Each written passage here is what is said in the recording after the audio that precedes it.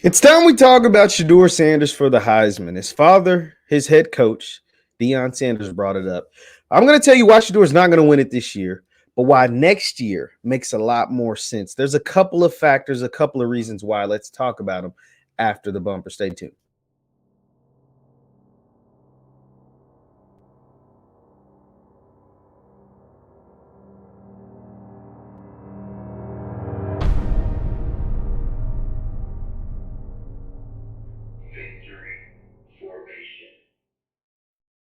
Is up, everybody? What is up, everybody? My name is JeffLightsyJr here with the Black Boss channel and Victor Formation. Thank you guys for tuning in. Be sure to hit that thumbs up button, like, share, and subscribe. You know, YouTube's acting a little funny, but we'll be good. We'll be good to go because today we're here to talk about Shedeur Sanders in the Heisman Trophy race. Now, his head coach and his father, Deion Sanders, Coach Prime, talked about Shedeur and said that Shedeur should be in the thick of the Heisman race. And he brought up Shedeur's numbers versus some of the guys who are considered to be Heisman frontrunners, and one of the guys being Bryce Young from who's Heisman Trophy who won last year, and then C.J. Stroud, who is probably the leading candidate for the Heisman right now. And this is a thing that was posted by a graphic that was posted by the Underclassmen Report, the UC Report, and Coach Prime ended up putting it on his Instagram, and in an effort to create a campaign to get Shedeur Sanders in the thick of the Heisman talks, in the thick of the Heisman race. So here's the graphic. Let me show you on my screen. Be sure to hit that thumbs up button. On the screen, you'll see Shedeur stats versus Bryce Young and CJ Stroud stats. Now, if you see over on the left, Shedeur has more passing yards than both Young and Stroud. He has more touchdowns than Young and 2 behind Stroud. He has the same amount of interceptions as Stroud, which is just 1, and less than Bryce Young, who has 2. And then his completion percentage is almost 6 points higher than Stroud's and almost 8 points higher than Bryce Young. This is why he feels like Shedeur should be in the thick of the Heisman race, and especially since JSU is having a bye week this week. And so to keep Jackson State in the news cycle and to keep Jackson State name prevalent and relevant, Coach Prime, and to point out the fact that Shedeur is having a pretty special season, he is letting the world know, like, hey, how is it that all these other guys can get considered for the Heisman, but somehow, some way, Shedeur, who's who's leading a top 10 team in the FCS, who's the number 1 HBCU in the country, can't get any love for the Heisman. He can't get any love with these amazing numbers. I mean, he's doing better than some of these other guys. Now, you can blame it on the competition or whatever, but at the end of the day, Shedeur's balling, and he's not wrong. He is not wrong because Shedeur is balling. Let me see if I can find the exact Coach Prime quote, and that way you can hear it from him yourself, and then I'll talk about why I think that Shedeur won't have strong consideration until next season. Let me go ahead and pull this up. So this is the quote from Coach Prime. This came from the SWAC Media Day, but we're taking a look at the HBCU Game Day version. So shout out to HBCU Game Day. This is fair use, no copyright, fair use, fair use. We're doing this for critical annihilation, analyzing and stuff like that. I got to do that because YouTube's been messing with me a lot recently. Take a listen to Coach Prime talk about Shedeur's Heisman Trophy candidacy. Let's take a listen. Should be mentioned upon the Heisman race. That's up for you guys, and I want you guys to push those pins, push those computers, and do what you can, because you put his numbers up next to the guys in the Power Fives. He's doing as much or more than they're doing right now. So when they start talking about Heisman, which I saw before the previous game, I got a little upset that they didn't mention us, period, and that they mentioned what Shedeur is doing. Forget that he's my son and his last name. So yeah, he's like, hey, I saw some stuff on TV because Coach Prime watches a lot of TV, watches a lot of sports programming. So nobody mentioned Shedeur's name.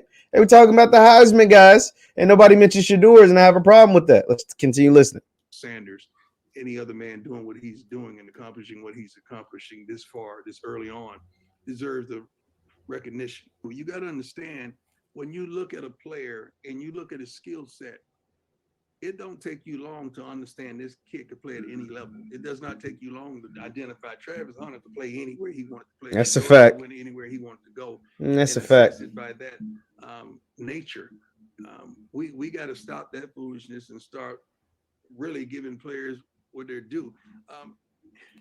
And that's part of Prime's fight. Let me stop him right there. That's part of why it's beautiful having him at Jackson State, because without him, certain conversations like this wouldn't be happening. That's why he's important for the culture. That's why he's important for the HBCU culture. That's why he's important for what HBCUs are doing in the sports world right now. This conversation alone, the fact that I'm talking to you about it, the fact that he got on with all the media members that cover the SWAC and that cover Jackson State and that cover, college football to say these things, and now it was picked up across the country, not just by sites and blogs and YouTubers like myself, but all across the country, is why he is important. It makes so much sense for him to be where he's at and why he's there. So let's continue on. I'm liking it to a kid that we go and see that he's a phenomenal street ball player and he can flat out ball, and you telling me he can't hoop with the best at Rutgers Park.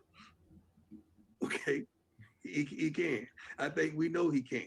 I think some of those individuals that would have gotten an opportunity for that next level that have come out of Rutgers Park could have been in the NBA. It's not a fact that he can't play in the NFL. See, that's where it gets tricky. Here's where he goes on his thing, because he's like, man, hold on, man. This is why it's messed up. How can y'all say he can play in the league, but he can't win a Heisman? So you can't tell me he can play in the NFL, but he's not good enough to be in the Heisman running. That's a lie. That's a lie. So that's where I got you. So if he's good enough to play in the NFL, he's good enough to be in the Heisman ballot. The Heisman is based straight off production. It is supposed to be anyway. It's a little politics. They're playing against a level. Shoot, we just happen to be dominant. You can't say the level is less. We're just dominant right now. And a quick follow-up to that, how much does it help that your program and himself? And so that is, he's right on a lot of those things. Let's hear the last part, and then we'll get into why I don't think he even has a chance of winning this year. So much exposure to maybe combat some of those stereotypes of, well, he can't be the Heisman Trophy winner. Good question, by the way, whoever asked that. That was the plan day one, to give our kids, not just our kids at Jackson State, but all HBCU exposure. And that's what we're doing. You all have more exposure. I think you guys are garnishing more clicks than you had normally. Fair point. Before Prime. That's where a lot of people, they be getting mad because he does stuff like that. But man, the facts are facts. This is the truth. Is BP before Prime? It just is the truth. Let's continue on. And I love it. But the exposure is what we all need to get to the next level. If we don't absolutely have exposure, none of us are going to make it to the next level. Absolutely. So here's the thing about Shedeur. We showed the stats compared to him and CJ Stroud, and I think CJ Stroud will probably win it this year. It's hard for guys to win it back to back unless Bryce just goes on a tear the rest of the year, and he's been good. I mean, don't get me wrong, he's been really, really good, but I think they want to give it to somebody new all the time, and so I think CJ Stroud will end up winning, specifically because of all the crazy firepower they have at Ohio State. I think he's going to win, but here's why I think it sets up Shedeur for next year. See, the problem is when you play, not just at an HBCU, because I'm not going to just put it all on HBCUs, but specifically at an FCS program. And even if you play at a group of five, I mean, this would be the same if Shedeur played at FAU, the original school he was committed to, which is a group of five team in the Conference USA, and putting up these same kind of numbers, have this same kind of success. You're not going to be invited to the big dance with the big boys, the Power Fives, until they feel like you overachieve. Not just achieve, but go to lengths and boundaries that they feel like they couldn't even win. And you have to do it for more than 1 year. Here's an example. For an example, Cincinnati. That 1 year, last year Cincinnati made it to the playoff. But the year before, they were actually really, really good, and they didn't make it to the playoff, even though they may or may not have been undefeated, or they had like a really good record and they had some impressive wins. And then what the playoff committee essentially said, and the rest of the country essentially said, which is some of the same people that make up the Heisman Trophy voters and the typical average college football fan, was like, show it to me again. Show me that you can be that good 2 years in a row. And Cincinnati did. They were undefeated. They went to the playoff, and they had a good showing. They kind of got beat up on by Alabama, but they had a good showing for the most part. They had multiple guys get drafted high, from Alec Pierce. Sauce Gardner went number 4 overall. Alec Pierce went the second round. Kobe Bryant went early. Desmond Ridder went in the second round. Like, they had multiple guys. They had multiple pros on the team and had plenty of guys to go to the NFL. And they proved it for 2 years in a row that they were one of the top college football teams in the country. And so Shedeur is going to have to do what he's doing this year again next year. He's got to finish it off hot, though. He started off hot, like I said, the 14 touchdowns, the only 1 interception in 4 games, which is crazy. It's 3.5 touchdowns a game. He's averaging almost 350 passing yards a game in games that are blowouts. Just imagine he's doing all of that in games where a lot of times he's not even playing in the fourth quarter, or he's playing very limited in the fourth quarter. It's not close games. And so he's able to rack up these numbers in games that are essentially blowouts. They're winning their games by an average of over 5 touchdowns. You get what I'm saying? So, like, that's impressive. But the committee, both the Heisman and the same with the college football committee, is going to want to see you do this again. So Shedeur right now is on pace to throw for over 40 touchdowns. And if he stays at the 340, he's at 348 yards per game. So let's round down. I'm going to just do round down to 345. He's going to complete over 4,000, almost 4,500 yards this year. 40 touchdowns, 4,500 yards, and potentially a SWAC championship and a Celebration Bowl. That'll be like the perfect season for an FCS player, the perfect season for an HBCU player. But what the committee is going to want to do, and shout out to Light On College Sports, they posted this clip about how Trey Lance was considered in the Heisman Trophy race after he put up what was considered the perfect season for a North Dakota State quarterback. He had 24 touchdowns passing, 0 interceptions, and then another like 15 rushing or 16 rushing. He had like 50 touchdowns, 40-something touchdowns, and like 20 passing, 20 rushing, something crazy, and 0 interceptions on the year. And they went undefeated and won the FCS championship. And so the next year, he was considered a top 12 Heisman person the next year. Now, that was when COVID happened, so it didn't go down the way he wanted. But that is how he got his name in consideration. And so for Shedeur, he's going to have, now some will say, well, Jeff, Shedeur had a productive freshman year. Yeah, it was productive. He had 30 touchdowns, under 10 interceptions, a SWAC championship, Jerry Rice Award, all of that. He just didn't have Heisman numbers. 30 touchdowns, 8 interceptions are good, especially even in the SWAC. It's really good. For a true freshman, it's really good. Bryce Young had like 50 touchdowns in the SEC. See, that's what I'm saying. Like, that's not going to, 30 touchdowns in the SWAC is not going to get you in Heisman consideration when another guy, a quarterback, is having, 45 to 50 touchdowns in the SEC. It's not like, that's why I'm saying. Now, this year, the 40-something touchdowns, the 4,500 yards, the less interceptions. Now, that'll get some people, going. After you win a SWAC championship, you could potentially win another one and win a Celebration Bowl. That's going to get the Heisman voters. That's going to get them thinking, like, okay, he's doing something. Okay, now we got to pay attention to Shedeur Sanders guy. Another reason why I believe next year is more realistic, because Shedeur Sanders and Travis Hunter going into next year, depending on how Travis plays the rest of this year and whoever is able to emerge and decides to come back to school. But those two players, 2 guys at an HBCU, will be 2 of the most high-profile college football players in the country next year. See, this year, you're going against the reigning Heisman Trophy winner, which is Bryce Young in Alabama, and all the dominance that Alabama does. And a guy like CJ Stroud, who is, a lot of people, even though Bryce Young is really, really good, a lot of people feel like CJ Stroud's the better quarterback prospect going into this year's draft. And his numbers are crazy, both from last year and this year. He's going crazy once again. And so the Heisman race is going to be kind of occupied by those 2 guys for the rest of the year, based off what they did last year, based off the, the programs that they're at, et cetera, et cetera. And so that's why I think you're kind of not going to get engulfed in that same talking point nationally, besides guys like me, and I think you should be there, but because those guys are the leading candidates for the NFL draft. Then if you add Will Anderson in there, the defensive player from Alabama who would have been the top pick in last year's draft if he was eligible, simply because he's only a sophomore, who will be a top 3 pick in this year's draft no matter what. You got him in there.